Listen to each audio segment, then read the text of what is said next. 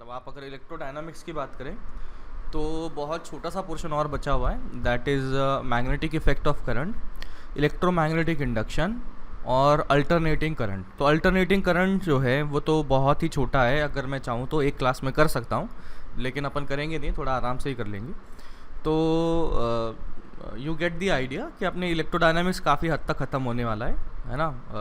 मतलब अब आपको अगर ऐसा लाइटली लग रहा हो कि यार पढ़ नहीं रहे होंगे या कुछ कर रहे नहीं होंगे इतना सीरियसली, तो थोड़ा पढ़ना आप शुरू कर दो, फिर बाद में झेला नहीं जाएगा, है ना। फिर बाद में अपने को काबू में आना थोड़ा मुश्किल हो जाएगा। तो ये बात ध्यान से रखिएगा कि अपने पास अभी जो टाइम है, छुट्टी मत समझना यार इसको, है ना, क्योंकि अभी पता नहीं है ये कब खुलेगा कब नहीं खुलेगा। तो यही क्लास है, यही लाइफ है, तो इसको मतलब बिल्कुल सिंसियरली ले लें। अब इलेक्ट्रोडायनामिक्स ख़त्म करने में अपने को मुश्किल से 1 महीना भी नहीं लगेगा। तो अभी कितना है, जुलाई चल रहा है ना, तो अगस्त मिड तक या अगस्त एंड तक समझ लो कि अपना इलेक्ट्रोडायनामिक्स ख़त्म हो जाएगा एंड बाकी चीज़ें जो हैं अपन शुरू कर देंगे। तो यू गेट दी आइडिया कि अभी तक तो शायद कुछ लोग मजाक में चल रहे होंगे, अरे ठीक है ना, अभी ऑनलाइन चल रही है, और फिर बाद में ऑनलाइन जब मतलब ऑफलाइन जब चालू होगा तब हम देख लेंगे क्या करना है लाइफ में, है ना। तो अब ऐसा मेंटालिटी ख़त्म कर लो, है ना। Now try to think about कि हाँ यार इसी तरह से अपने को कंटिन्यू करना है एंड जो भी टाइम है उसको अच्छे से यूटिलाइज़ करना है, ठीक है ना। तो चलिए शुरू करते हैं। कहाँ तक पहुँच गए थे अपन? अच्छा, ये सवाल था, सवाल में अपन ने देखा था, अपन ने t इक्वल टू 0 पे देखा, t इक्वल टू इन्फिनिट पे देखा, और अपने को देखना है x as a function of time. तो x की वैल्यू कितनी आ गई थी बोलो? e minus I R.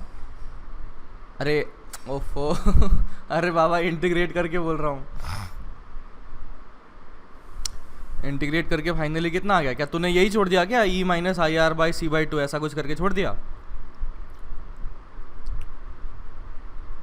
अरे बाबा, अपने को निकालना क्या है रे, फंक्शन ऑफ टाइम निकालना है रे। तूने क्या इतना सा करके छोड़ दिया क्या?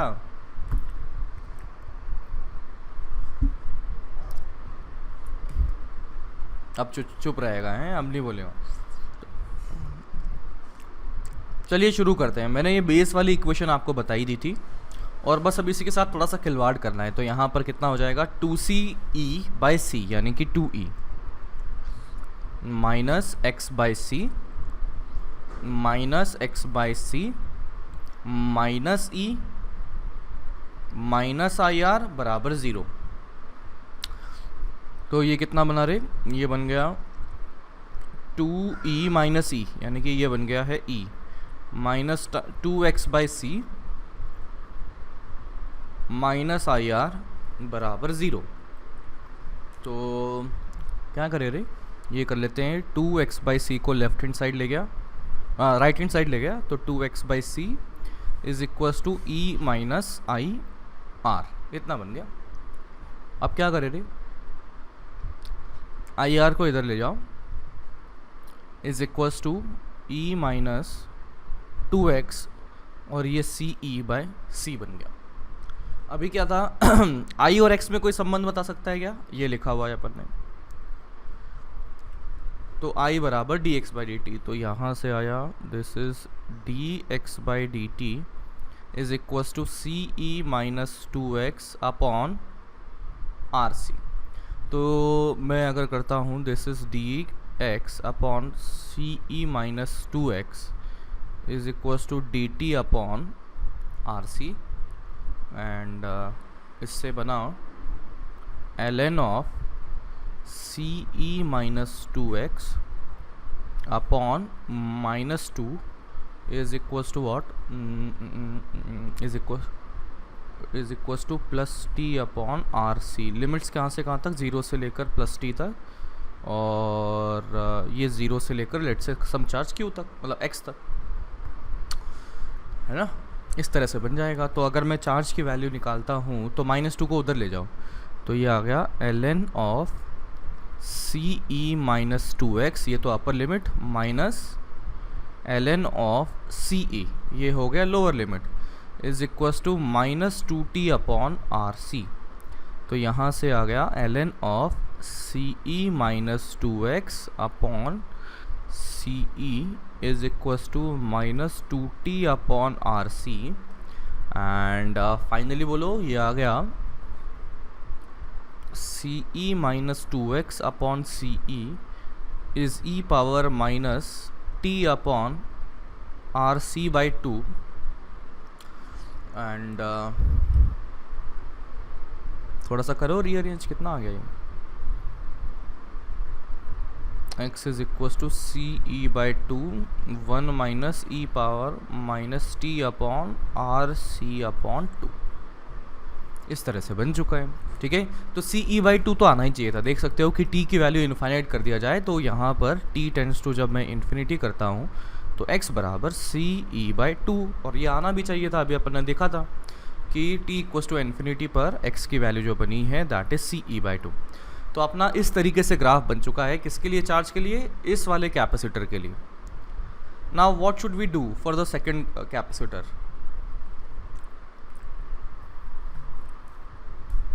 बोलो। बिल्कुल, इसके लिए क्या हो जाएगा, यहाँ का जो चार्ज होगा, charge on the another capacitor, charge on the other capacitor, ये बन चुका है 2CE माइनस एक्स, यानी कि 2CE माइनस एक्स की वैल्यू है CE by 2 1 minus E power minus T upon R C by 2। तो इन दिस वे हमारे पास बन जाएगा charge on the other capacitor भी कितने बनने वाला है। ठीक है, अब इसको सॉल्व करके अपना बन जाएगा। तो दोनों कैपेसिटर पर चार्ज निकाल चुके हैं हम, टाइम का फंक्शन कि ये कितना बढ़ रहा है या कितना कम हो रहा है, उसके अकॉर्डिंग हमारे को आइडिया लग चुका है। तो चलिए यार, अभी देखते हैं, हमने कैपेसिटर पे चार्ज देख लिया, हमने देख लिया एक्स चार्ज कितना है, हमने देख लिया दूसरे कैपेसिटर पे चार्ज कितना है। अब देखो तुम्हें पता ही लग गया होगा कि यहाँ पे जो जीवन है हमारा थोड़ा सा हो जाएगा विकट, है ना, मुश्किल हो जाएगा। जब हम इंटीग्रेशन वगैरह करेंगे, लिमिट पुट करेंगे, चार्जेस निकालेंगे तो थोड़ा सा मुश्किल रहेगा। तो क्या है ना, अपने पास मेथड 2 है ना, मेथड 2 है। अब मेथड 2 क्या बोलता है यार, किसी भी चार्ज को ना आप एक्सपोनेंशियल फॉर्म में लिख सकते हैं। किसी भी चार्ज को, चाहे आप चार्ज हो रहा हो चाहे डिस्चार्ज हो रहा हो, हमारे पास वो एक्सपोनेंशियल फॉर्म में लिखा जा सकता है। E power minus T by tau तो आने ही वाला है ना, या तो वो प्लस में आएगा माइनस में आएगा, मुझे नहीं पता, लेकिन हर जगह मुझे एक चीज़ तो समझ में आई कि यार ये E power minus T by tau, ये वाला फॉर्मेट तो मुझे दिख ही रहा है। अब इसके साथ में कुछ चीज़ें जुड़ती जा रही हैं, कुछ चीज़ें मल्टीप्लाई हो रही हैं, कुछ चीज़ें सब्ट्रैक्ट हो रही हैं, वो अलग बात है, लेकिन यू गेट द आइडिया कि यार हमारी इक्वेशन, चाहे कैपेसिटर चार्ज हो रहा हो चाहे कैपेसिटर डिस्चार्ज हो रहा हो, हमारे पास पक्के से ये वाली जो इक्वेशन, ये E power minus T by tau तो बनेगा। तो एक काम कर लेते हैं, हम क्या मान लेते हैं कि लेट से जो चार्ज है उसको मान लिया sum A plus B E power minus T by tau. Sir अब ये ए कहाँ से आ गया, सर ये बी कहाँ से आ गया? अरे यार ए और बी कुछ ना कुछ कांस्टेंट तो मल्टीप्लाई हो ही रहे हैं ना। चाहे आप चार्जिंग की इक्वेशन लिख लो, नॉर्मल चार्जिंग की इक्वेशन बताओ क्या थी, बताओ नॉर्मल वाली, इसकी मत बताना, नॉर्मल वाली जो एकदम बेसिक्स देखे थे, कितनी थी वो, C E 1 minus E power minus T by tau, है ना। इसी तरह से अगर मैं कैपेसिटर डिस्चार्जिंग की इक्वेशन लिखता हूँ तो क्या लिखा जाएगा, Q nought e power minus T by tau लिखा जा रहा है। तो आई कैन से दैट कि चाहे चार्जिंग हो चाहे डिस्चार्जिंग हो, वो इसी तरह से कुछ फंक्शन बना हुआ है। तो सर अब ए और बी कैसे निकालेंगे, सर ये टाउ कैसे निकालेंगे, है ना। टाउ हमें थोड़ी ना पता लगा है, टाउ तो अभी वो पिछले सवाल में हमने कर लिया, अब उसी का अल्टरनेटिव ढूंढ रहे हैं। अब इसी में से टाउ उठा के यहाँ डाल दूंगा तो तुम्हारे तो पचेगा नहीं ना वो, तो अपने को टाउ निकालने का तरीका भी ढूंढना पड़ेगा। तो सबसे पहले तो मैं ए और बी बता देता हूँ कैसे करना है। तो देखिए कि एट t इक्वल्स टू 0, क्या हमारे पास x की वैल्यू पता है क्या, कितना है बोलो, 0 है। इसका मतलब मैं करता हूँ x की वैल्यू 0 बराबर a plus B E power minus 0 बटा टाउ, दैट मीन्स 0 बराबर a प्लस बी। आ गया क्या बोलो। इसी तरह से at t equals to infinity, x equals to कितना आ गया था बोलो, सी ई बाई टू। इसका मतलब ये आ गया C E by two is equals to A plus B E की पावर क्या डालूं, माइनस इन्फिनिटी बाय टाउ। तो यहां से क्या बनेगा, C E by two is equals to क्या लिखूं, ए प्लस 0, क्योंकि ई पावर माइनस इन्फिनिटी तो ये हो जाएगा 1 बाई ई पावर इन्फिनिटी, तो वो तो बहुत बड़ा नंबर आ जाएगा, तो ये तो गड़बड़ हो गई। तो इसका मतलब ये अपना पास आ चुका है, ए की वैल्यू आ गई, and since we know that इस ए को यहाँ अगर डालें तो बी की वैल्यू भी आ जाएगी। तो यहाँ से आ गया b is equals to minus C E by two, B is equals to minus C E by two. A को इधर सब्स्टिट्यूट कर दो ना रे, तो b आ गया। तो हमारे पास पूरा वापस से आते हैं, x is equals to A यानी कि सी ई बाई टू और b यानी कि minus C E by two E power minus T upon tau. तो this is equals to C E by two 1 minus E power minus T upon tau. अब देखो यहाँ पर काम खत्म नहीं हुआ हमारा, अभी यहाँ पर क्या नोन है बोलो, टाउ पता नहीं है। तो टाउ के लिए हम क्या करेंगे, ये कर दिया इसके लिए कि हम निकाल लेंगे इफेक्टिवली जो टाउ में अपने को आर इफेक्टिव और टाउ इज इक्वल्स टू मैं लिखता हूँ आर इक्विवेलेंट और सी इक्विवेलेंट, ये चाहिए अपने को। तो आई कैन से कि अपने को आर इक्विवेलेंट निकालना है, तो हम क्या निकाल लेंगे, आर इक्विवेलेंट हम निकाल लेंगे बैटरी अगर जहाँ पर हो, बैटरी को हम एक उस वायर से रिप्लेस कर देंगे, क्या बोलते हैं उसको, कंडक्टिंग वायर से। तो बैटरी को रिप्लेस करो कंडक्टिंग वायर से, और अगर उसका इंटरनल रेजिस्टेंस है तो इंटरनल रेजिस्टेंस से रिप्लेस कर दो। एक मिनट मैं इसको लिख लेता हूँ रे बाबा, नहीं तो हमेशा बैटरी को तुम कंडक्टिंग वायर से कर दोगे, गड़बड़ हो जाएगा। अपनी इस बैटरी में जो हमने ये सवाल देखा था उसमें इंटरनल रेजिस्टेंस कितना है बोलो,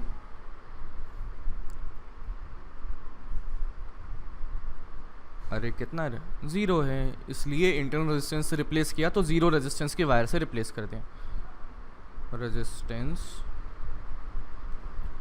से रिप्लेस करो, है ना इतना। हाँ, तो आर इक्विवेलेंट निकालना है, तो सबसे पहले हम काम करेंगे कि अगर सर्किट में बैटरी है तो बैटरी को उसके इंटरनल रेजिस्टेंस से रिप्लेस कर दिया। फिर उसके बाद क्या कर देंगे कि कैपेसिटर के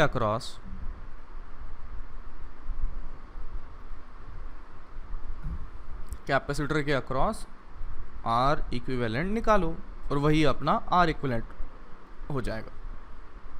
अब बात करते हैं सी इक्विवेलेंट निकालना है। तो सी इक्विवेलेंट के लिए देखना कि बैटरी तो हमने पहले ही कर ली है रिप्लेस, है ना, ये वाला फर्स्ट पॉइंट तो यहाँ पर है ही। सेकेंड पॉइंट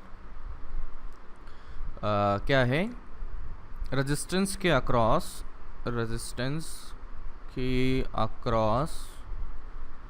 सी इक्विवेलेंट निकालो, वही अपना आ जाएगा। तो अगर आर इक्विवेलेंट आ गया, सी इक्विवेलेंट आ गया, तो इस प्रकार से हम टाउ निकाल सकते हैं। तो चलिए पिछले डायग्राम में हम क्या करते हैं, इसको अप्लाई करने की कोशिश करते हैं। तो कहाँ गया, ये रहा पिछला डायग्राम। बैटरी को हम रिप्लेस कर देंगे इंटरनल रेजिस्टेंस से, और यहाँ पर इंटरनल रेजिस्टेंस है 0।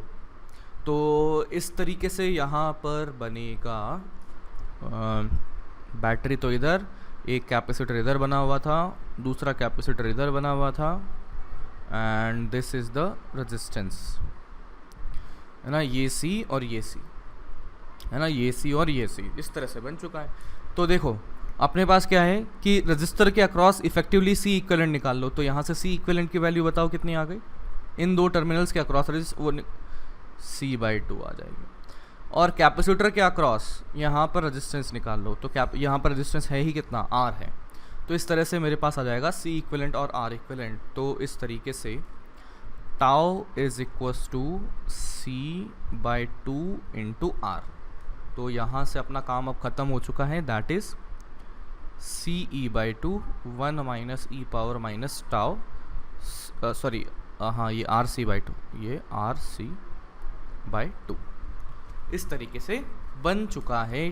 टाउ भी आ गया, तो पूरा का पूरा एक्स आ चुका है ना, पूरा का पूरा एक्स इस तरह से हमारे पास बन चुका है। तो अगर मैं दूसरे कैपेसिटर की बात करूं तो दूसरे में भी ऐसा ही मान लो, है ना, दूसरे में भी इसी तरह से मान लो, for another capacitor, for another capacitor मैंने मान लिया उसका चार्ज अगर Q था तो Q की वैल्यू क्या लिखेंगे बोलो, A plus B E power minus T upon tau. ठीक है, अब बताइए at t equals to 0 Q की वैल्यू कितनी है, 2CE। इसका मतलब मैं t इक्वस टू 0 सब्स्टिट्यूट करता हूँ तो ये आ जाएगा E प्लस बी बराबर 0, सॉरी 2CE। ठीक है, ये तो फर्स्ट पॉइंट बना। दूसरा, at t equals to infinity charge की वैल्यू बताओ कितनी आएगी,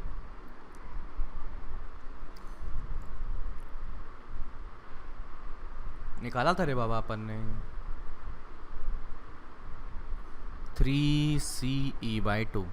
तो यहाँ से क्या बन जाएगा, a plus B E power minus infinity by tau is equals to 3CE/2। तो देखिएगा अब हमने a निकाल दिया है ना, यहाँ से हमारे पास ये कितना आ गया, that means a is equals to 3CE/2। हमने b निकाल दिया है ना, हमने मतलब इसको a को इधर सब्स्टिट्यूट करो तो b आ जाएगा, फिर इसको a और b को यहाँ सब्स्टिट्यूट करें, बस अपना काम खत्म। समझे क्या? तो इस तरीके से हम निकाल सकते हैं किसी सर्किट के लिए कितना चार्ज बनने वाला है as a function of time without integration. तो जल्दी से अब इसे नोट कर लीजिए।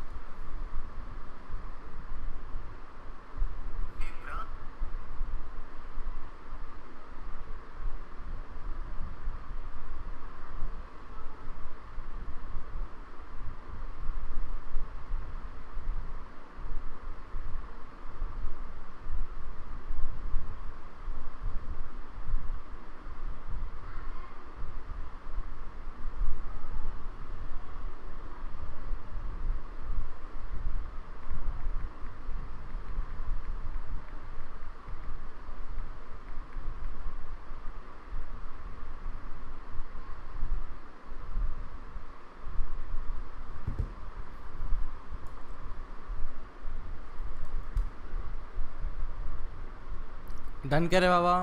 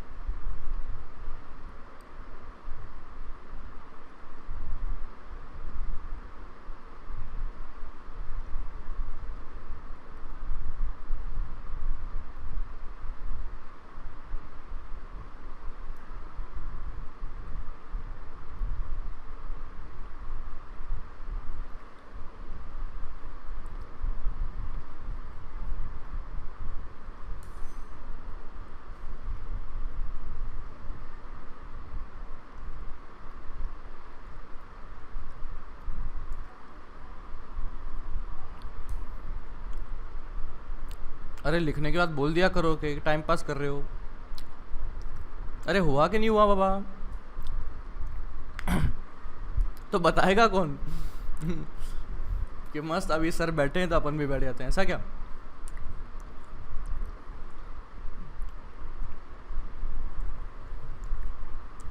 अच्छा, कल अपने पेपर की बात हो रही थी ग्रुप पे। पेपर की रिस्पॉन्सिबिलिटी अब मैं ले लेता हूँ, है ना। अभी किसी और के पास थी, तो अब I personally take care of it. मतलब अभी तक तो क्या था ना कि मतलब किसी के थ्रू हो रहा था वो सारे काम, तो अब मुझे लगता है कि कुछ इम्प्रूवमेंट हो जाएगा और लेट्स सी, है ना। अब मैं क्या बोलूँ, जब करेंगे तभी बोलेंगे, अब बिना बोले तो मतलब बिना करे तो बोलने का कोई पॉइंट बनता नहीं। ठीक है, चलो नेक्स्ट क्वेश्चन।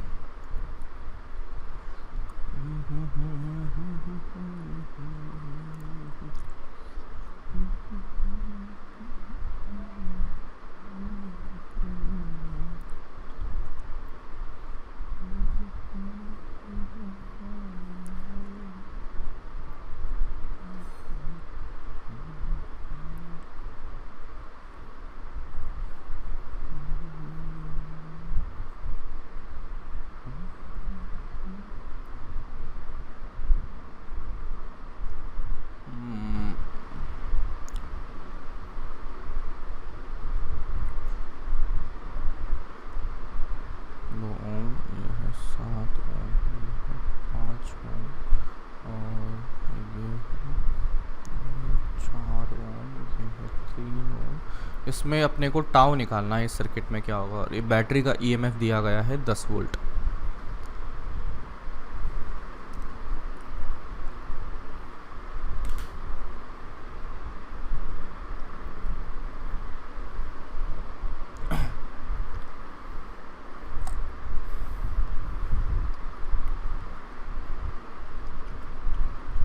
हाँ,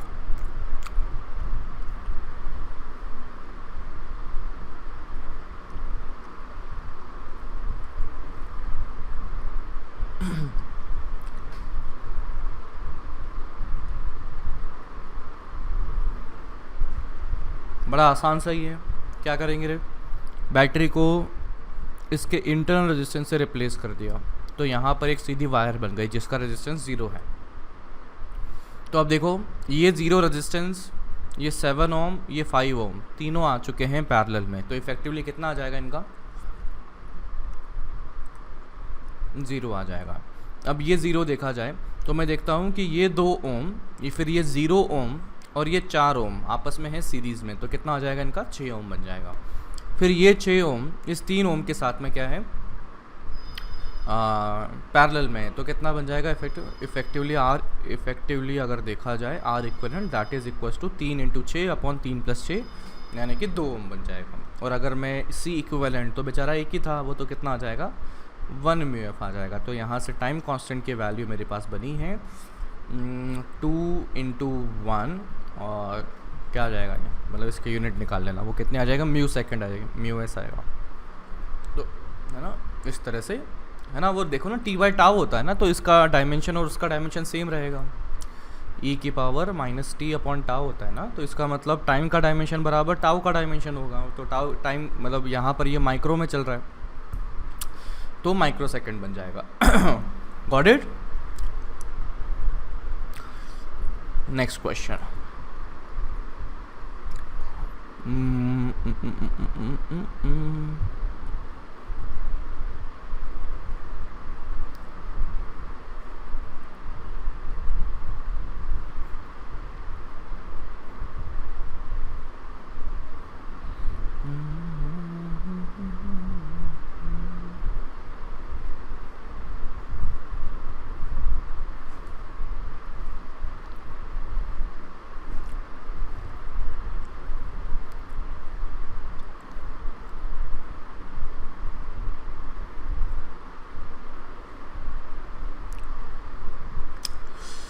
now this is the situation. अभी हम देखना चाहते हैं कि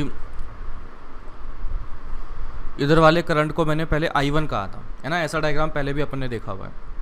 और इस वाले करंट को देख के बताओ क्या कहा था पिछले में, I2 कहा था, I3 कहा था, क्या कहा था। अरे पलट के देखो ना, कॉपी है तुम्हारे पास।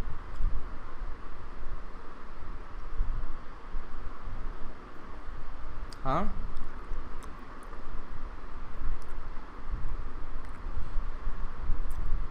ओफो, अरे बाबा पीछे पलट के देखो, कुछ किया हुआ है ऐसा?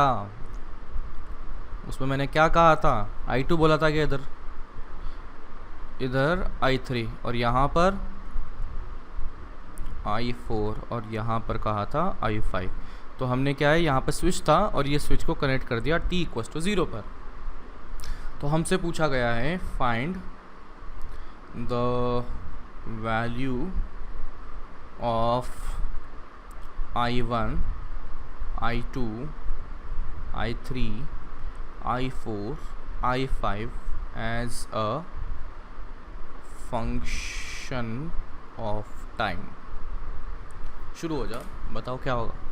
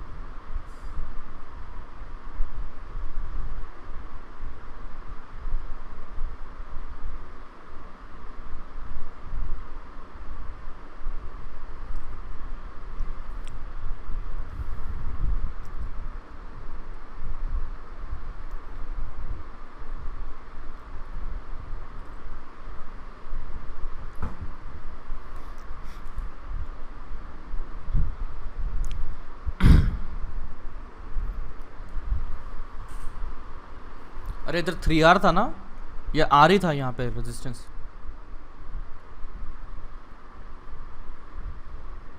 यहाँ पे रेजिस्टेंसेस R और R ही थे या कुछ और थे? पलट के देखो पीछे। 3R 6R था क्या? तो ये 3R और 6R का।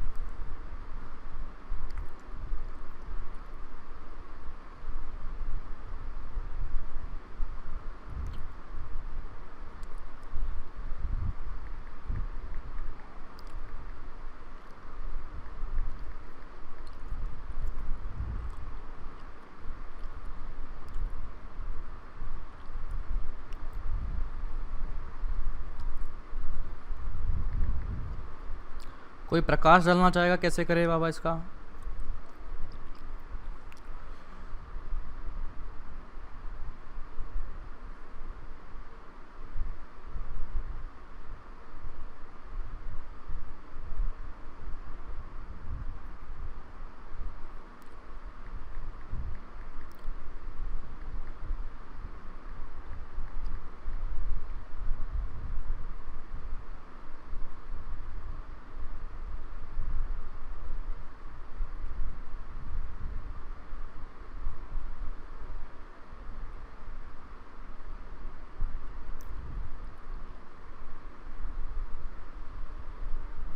अरे एनीवन, कैसे करें रे?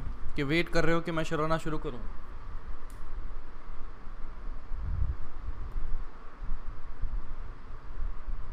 ठीक है।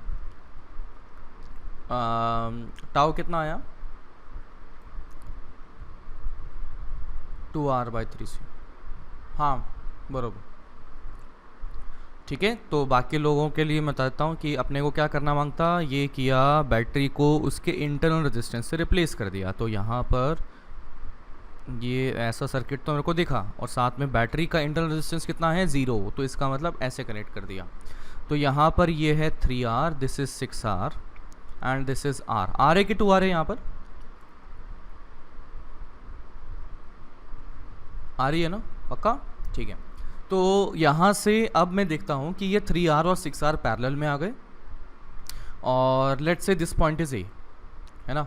तो this point is also A. Let's say this point is B, तो this point is B and B and B. तो अभी मैं क्या देखता हूँ कि ये 3r और 6r, ये पॉइंट अगर b बना तो इसका मतलब इधर पॉइंट भी b, इधर पॉइंट भी b। इसका मतलब आई कैन सी दैट कि बाबा ये जो 2r बना है वो a एंड b के अक्रॉस बना है, ये जो r बना है वो भी a एंड b के अक्रॉस बना हुआ है। इसका मतलब ये 2r और ये r सीरीज में आएगी पैरेलल में? पैरेलल में आ चुके हैं। तो r इफेक्टिव यहाँ से बन जाएगा r1 r2 upon r1 plus r2, यानी कि 2r into r upon 2r plus r। तो this is equals to 2r upon 3। तो यहाँ से r इक्विवेलेंट बन चुका है, c तो c ही था, तो टाउ की वैल्यू आ गई 2r/3 इंटू सी। तो दिस इज टाउ। तो एक काम तो खत्म हुआ। अब शुरू करते हैं करंट की वजह से। तो करंट कहाँ से शुरू करें? किसी से भी शुरू कर लेते हैं। चलो अपन मैं i3 से शुरू करता हूँ, है ना? i3 से शुरू करता हूँ। i3 मैंने मान लिया, let's say this is equals to a plus B E power minus t by tau. Tau का टेंशन खत्म हो चुका है, टाउ आ चुका है हमारे पास। अब बात करते हैं ए और बी के लिए। तो सबसे पहले तो बताओ, at t equals to 0 current की वैल्यू हमने निकाल ली थी, बताइए कितनी आ गई थी वो?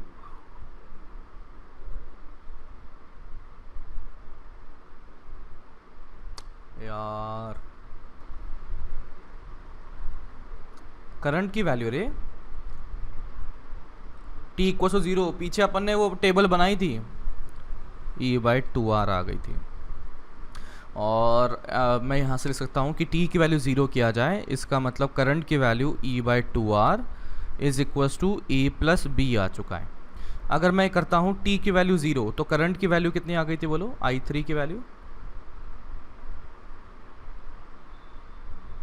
0 ओपन हो जाएगा जब t इक्वल्स टू इन्फिनिटी की बात कर रहा हूँ कि t टेंस टू इन्फिनिटी पर करंट की वैल्यू 0 बन जाएगी। तो यहाँ पर अपने पास बना 0 is equals to a plus B E power minus infinity by tau. तो that means a is equals to 0। इतना ही बना गया, इतना ही बन गया, a इज इक्वल्स टू 0। तो यहाँ से अपने पास b की वैल्यू आ गई, b की वैल्यू आ गई तो यहाँ सब्स्टिट्यूट करेंगे तो i3 आ चुका है। चलो एक काम तो खत्म हुआ। अगर मैं बात करता हूँ i2 के लिए, तो i2 बताओ क्या लिखेंगे? i2 के लिए t इक्वल्स टू 0 पर i2 की वैल्यू बताइए।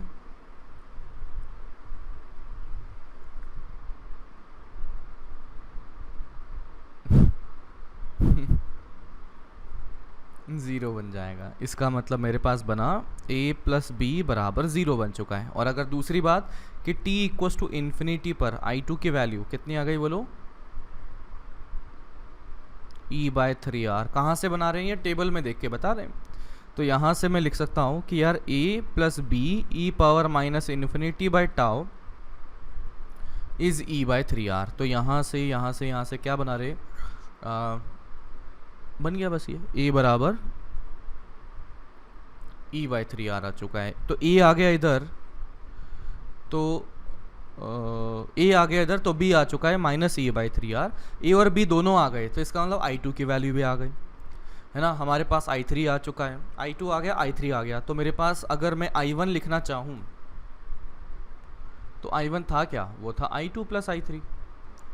तो अपन ने इधर से i2 मतलब ये वैल्यूज उठा लो i2 और i3 और सीधा यहाँ सब्स्टिट्यूट करो तो i1 आ जाएगा, है ना? आ जाएगा ना i1। ठीक है। एंड नेक्स्ट क्या है, नेक्स्ट है I4 एंड I5। तो सेम फंडा है, मैं I4 की बात करता हूँ। I4 के लिए देखिए एट t इक्वल्स टू 0, बताइए I4 की वैल्यू कितनी आ गई रे?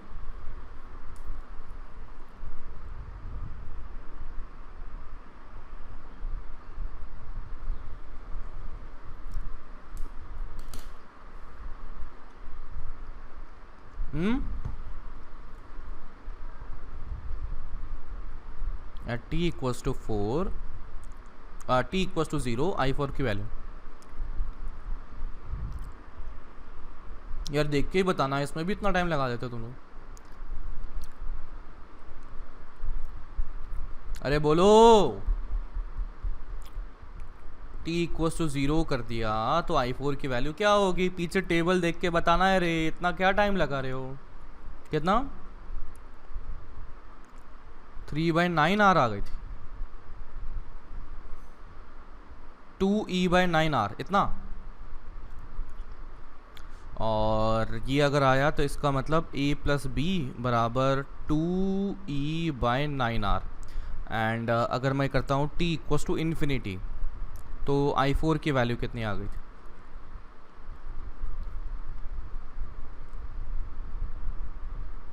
अरे टेबल देखो और बताओ, इसमें सोचना क्या है?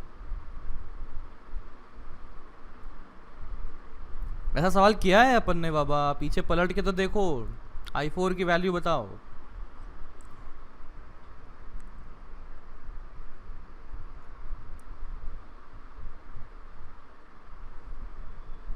सेम ही आ रही है क्या? नहीं, सेम नहीं आएगी। सर्किट में रेजिस्टेंस चेंज हो रहा है टाइम के साथ में। अरे मतलब गेस क्यों कर रहे हो? पीछे पलट के देख लो गधों।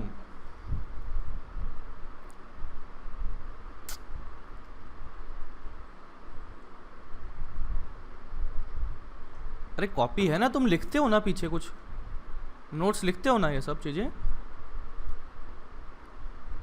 तो पीछे देख के बताओ। तो t इक्वल्स टू इन्फिनिटी पर I4 कितना था? या मिल नहीं रहा क्या? या सवाल नहीं किया ऐसा बताओ।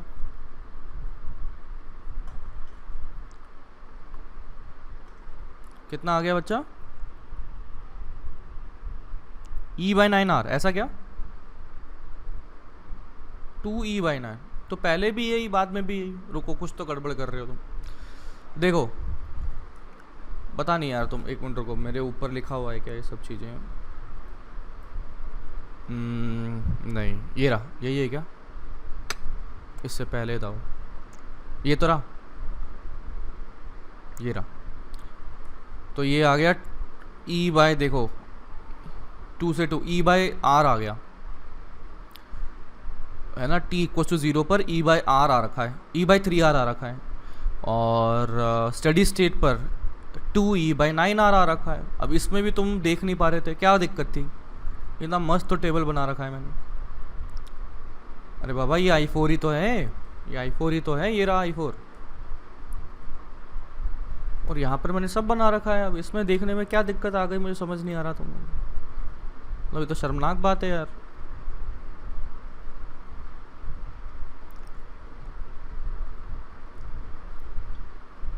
मतलब बिल्कुल ही अनएक्सेप्टेबल है ना ये तो। ये तो ऊपर ही था, अब उसमें भी तुम गलत पढ़ के बता रहे हो। I4 इसकी वैल्यू कितनी आ गई बताओ t इक्वल टू 0 पर? E/3R। और t इक्वल टू इन्फिनिटी पर 2E/9R आ गया है ना। ये गलत है। और ये आ चुका है E/3R। अब a और b दोनों आ जाएंगे किससे? अब I5 की बात करते हैं। तो I5 बताओ t इक्वल टू 0 पर कितना है I5? बोलो रे बाबा। E/3R। और इसका मतलब आ जाएगा a plus B is equals to E/3R। और बताइए t इक्वल्स टू इन्फिनिटी पर I5 की वैल्यू कितनी आ गई? E/9R। ठीक है। तो यहाँ से आ जाएगा a plus B E power minus infinity by tau बराबर e बाई 9r। तो बस अब अगेन हमारे पास a और b दोनों आ जाएंगे, तो इस तरीके से हमारे पास i5 भी बन जाएगा। तो यू गेट द आइडिया किस तरह से हम किसी भी कॉम्प्लिकेटेड सिचुएशन में थोड़े से मतलब ट्रिक की मदद से किस तरह से हम निकाल सकते हैं टाइम का फंक्शन, चाहे करंट हो, चाहे चार्ज हो, चाहे वोल्टेज हो, हम इस तरह से हम निकाल सकते हैं। बस हमें पता क्या होना चाहिए, इनिशियल यानी कि t इक्वस टू 0 पर उसके कितने चार्जेस हैं या कितना करंट फ्लो कर रहा है, और t इक्वस टू इन्फिनिटी पर कितना चार्जेस हैं या कितना करंट फ्लो कर रहा है। इस तरीके से अगर हमें इन्फॉर्मेशन पता लग जाए तो a और b बड़ी आसानी से निकाल सकते हैं। और तुम लोग तो फिर भी नहीं निकाल पाओगे, क्यों? क्योंकि भाई टेबल हमने बना दी, सर हम देख के नहीं बता सकते कौन सा क्या है, ऐसा ही है क्या? बिल्कुल ही गलत बात है ना ये तो। मतलब टेबल तुमने एकदम मस्त से बना रखी है इधर, ये रही, उसके बाद में भी अगर नहीं आया तो फिर क्या रे साहब, फिर छोड़ दो जेई की तैयारी। अगर या मेरा बोलने में कोई दिक्कत हो गई जो समझ में नहीं आया,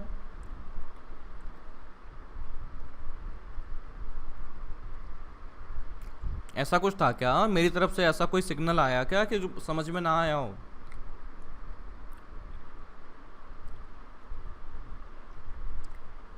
है ना, बड़े सिंपल सा पूछा था कि यार बाबा पिछला सवाल है उसमें टेबल देख के बता दो क्या है, कैलकुलेट थोड़ी ना करना था। अब पता नहीं उसमें भी क्या गलतियां कर रही हो रही। चलो नोट कर लो।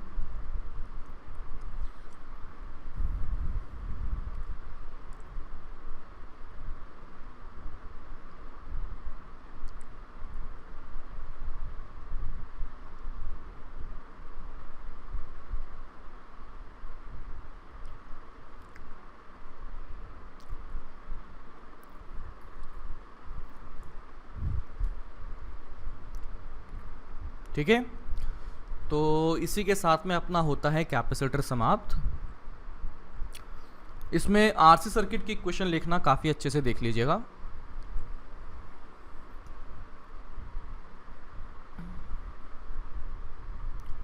आरसी सर्किट की इक्वेशन देखना काफ़ी अच्छे से देख लीजिएगा। और कैपेसिटर का अगर इम्पोर्टेंस या वेटेज देखा जाए तो मतलब एडवांस में तो आपको सवाल मिल ही जाएंगे इसके, है ना। एडवांस में you will definitely find at least one question, और अपर लिमिट तो कुछ भी नहीं है, कई बार तो पैराग्राफ भी आ जाता है।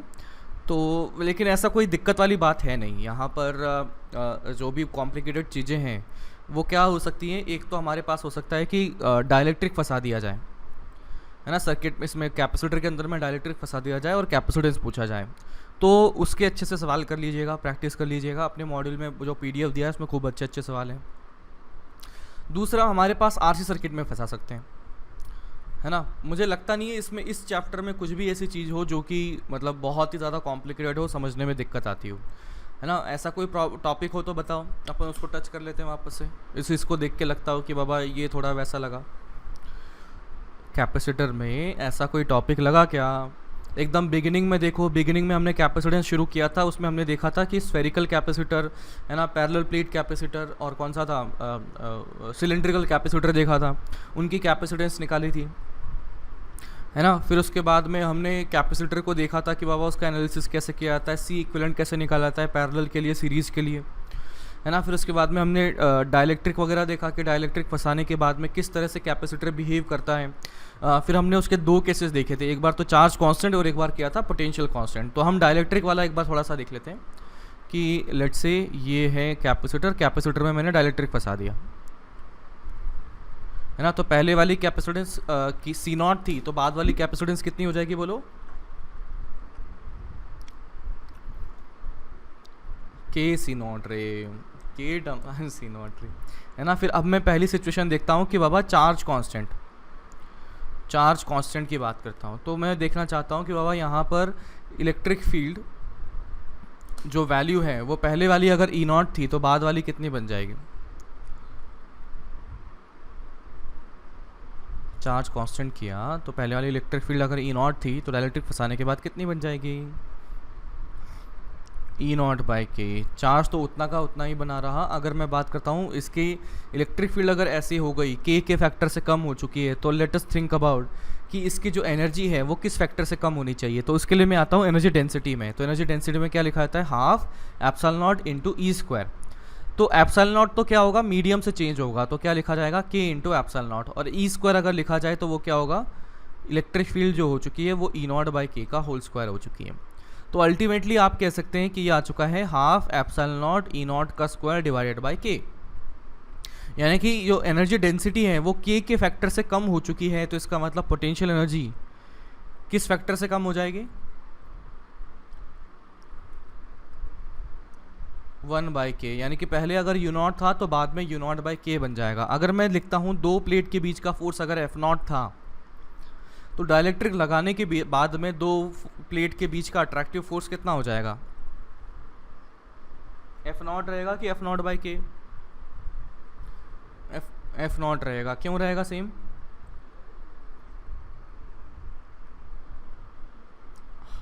हाँ, मतलब पहली बात तो हम ये देख रहे हैं कि एक प्लेट दूसरे पर क्या फोर्स लगा रहा है ना। हम क्या इंटरेस्टेड हैं कि एक प्लेट का दूसरे पर लगने वाला फोर्स, अट्रैक्शन फोर्स।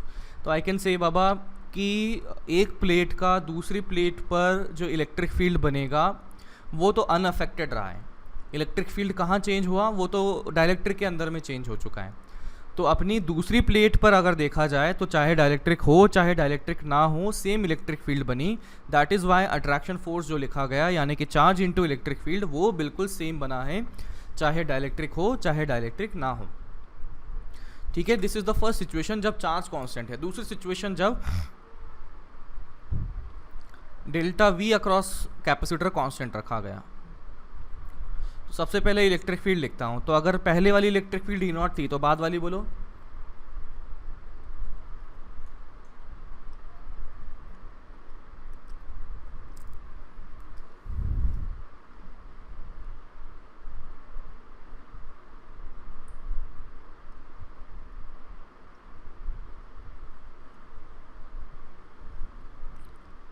मैं कह रहा हूं कि हाँ, हेलो, अरे बीच में इंटरनेट चला गया था, फिर से बोलता हूँ कि कैपेसिटर के अक्रॉस डेल्टा वी कांस्टेंट कर दिया। तो बताइए यहाँ पे जो इलेक्ट्रिक फील्ड बनी है, जहाँ पे जो इलेक्ट्रिक फील्ड बनी है वो पहले वाली इलेक्ट्रिक फील्ड ई नॉट के कंपैरिजन में ज़्यादा, कम की बराबर,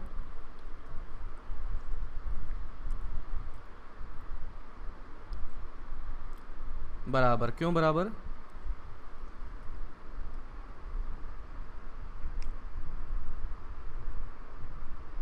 के से कम होगी ना electric field, E not by के। क्या होगा फाइनल बताओ मुझे, क्यों बराबर रहेगी, चार्ज के टाइम्स हो जाएगा, है ना। बड़ी सिंपल से लॉजिक से अपन इस तरह से सोचते हैं कि बाबा potential difference between two plates तो सेम रहा, पोटेंशियल डिफरेंस सेम रहा, दैट मीन्स दूरी भी सेम रही, दैट मीन्स इलेक्ट्रिक फील्ड वो लिखा जाएगा पोटेंशियल डिफरेंस बटा दूरी। तो वो भी क्या आ जाएगा बोलो, एकदम चकाचक सेम ही आ जाएगा, समझे क्या। तो इस तरीके से हमारे इलेक्ट्रिक फील्ड आ गई। अब बात करते हैं चार्ज की। तो चार्ज हो जाएगा वो चेंज हो सकता है, क्यों, क्योंकि यहाँ पे बैटरी जुड़ी हुई है तो वो चेंज कर सकती है। तो यहाँ पर बैटरी जुड़ी होने की वजह से डेल्टा भी पोटेंशियल डिफरेंस बना रहेगा। कैपेसिटेंस कितना हो गया, पहले सी नॉट था तो के टाइम्स सी नॉट हो जाएगा। तो यहाँ पर अगर मैं लिखता हूँ के टाइम, हाँ, के टाइम सी नॉट हो जाएगा। तो अगर मैं चार्ज लिखता हूँ तो वो हो जाएगा कितना, पहले अगर क्यू नॉट था तो बाद में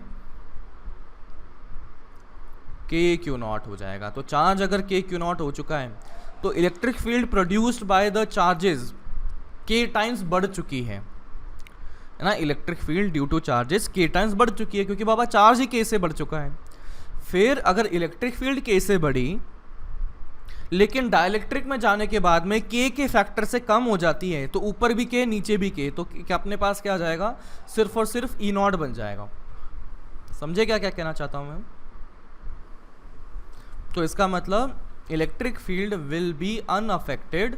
पहले ई नॉट थी, बाद में भी ई नॉट रही। हमने दो तरीके से देखा, एक बार तो चार्ज के तरीके से, चार्ज की वजह से इलेक्ट्रिक फील्ड निकाली, और इलेक्ट्रिक फील्ड को डिवाइड बाय के कर दिया।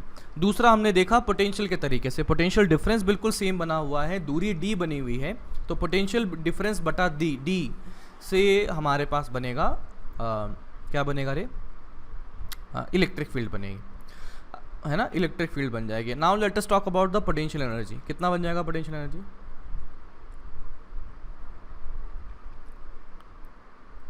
के टाइम्स, क्यों, कैसे पता लगा?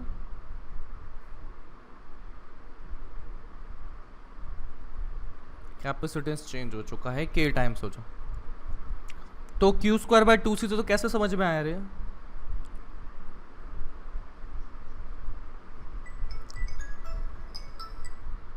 बरोबर, इसने ऐसा किया कि बाबा चार्ज जो है उस वो के टाइम्स हो चुका है, तो क्यू स्क्वायर मतलब ऊपर में के स्क्वायर आ जाएगा, और नीचे में 2c था तो c की जगह के आ जाएगा, तो ऊपर के स्क्वायर नीचे के, तो कितना आ जाएगा अल्टीमेटली, के बन जाएगा वो, समझे क्या? तो एक तो ये हो गया। या दूसरा तरीका बहुत आसान है, वो है हाफ सी वी स्क्वायर। तो डेल्टा वी तो अपना बिल्कुल पहले जितना था बाद में भी उतना बना हुआ